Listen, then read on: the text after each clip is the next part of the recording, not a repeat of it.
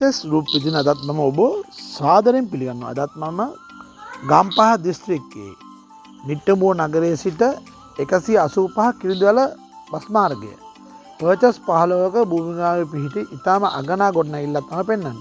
මේම ගොඩනැගිල්ලේ කඩකාමර 3ක් පවතින අතර දැන් මේ කුලියට දී ඇත.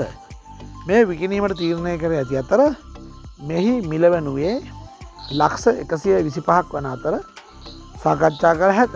ඉදිරියේදීත් මම මෙවැනි ගොඩනැගිලි නිවාස ඉඩම් පෙන්වීමට බලාපොරොත්තු වෙනවා. මාගේ YouTube channel එක subscribe කර bell icon එක click කරන්න. Thank you SS Group.